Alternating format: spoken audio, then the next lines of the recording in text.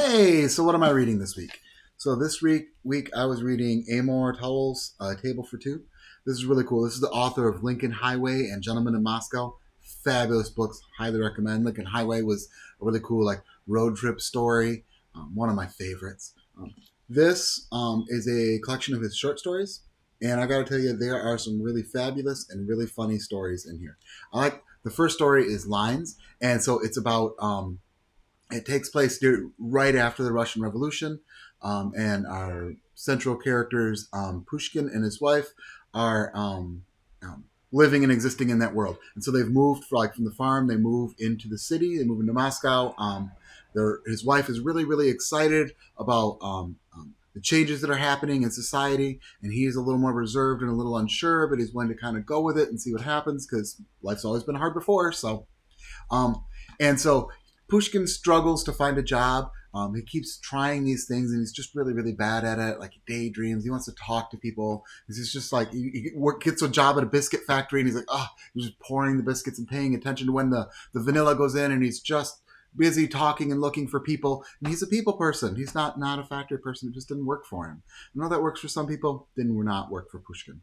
So he gets fired. And he goes home, and his wife is like, "How do you get fired from communism?" It was hilarious. But Pushkin finds his place in the new society by being a line waiter, and it just kind of happens an accident. He's just waiting in line to get into a store one day, and a woman is like distraught because she needs to do something. He's like, "Go run your errand. I'll watch." And so after that, it becomes like commonplace for him to take people's spaces in line so they can run another errand and come back. And he's really personable, and people like standing next to him, so nobody minds that he's holding places for people because Pushkin is fun. Pushkin is interesting. He talks about the architecture. He talks about the places, so people like him. So everything starts to seems like it's going good, like he's got his place in society, things are flowing, and then he's waiting in line for someone who's trying to get an artist who's trying to get a documentation to leave. So he's trying to get a visa so that he can leave and go to Paris. And while Pushkin is waiting, he's holding this line in place. And in order to hold a place in this line, you have to fill out a form. So he fills out the form, and he's standing there in line, and he's waiting, and the artist never shows. And he gets to the front of the line, and it's supposed to be really, really hard to get these visas.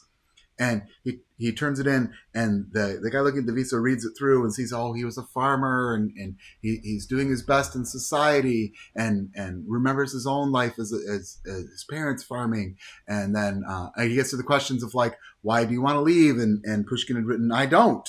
And so that passes him right through, and he gets his visa, and he goes, where do you want to go? And Pushkin goes, and he remembers having read some stories and seen some images in some magazines in New York. I'll go to New York. And so he gets a visa for he and his wife to go to New York, and his wife is a little distraught. She's unsure. And so they get on the steamer, the boat, and they go all the way to New York. They have some adventures on the boat, little adventures on the boat. They get to New York, and disaster happens. Yeah, I won't spoil it. It's just a short story, but it was really, really fun. And it just reminds me so much of his ability to write characters that you like, that are funny, that are interesting. And he doesn't need a lot of info dump or a lot of dialogue to do it. It's just you can live life vicariously through these characters and kind of understand their feelings and emotions. It was really, really good. And that particular short story has an amazing tie-in at the end that just made me go, this is great. Lots and lots of cool short stories in this. It was a really, really fun read. I also like short story books because you can be done and then pick it back up later without really losing anything. It's not like you have to remember where was the plot in this. You can read a short story, put it away, pull it back out, and read it again. No problem.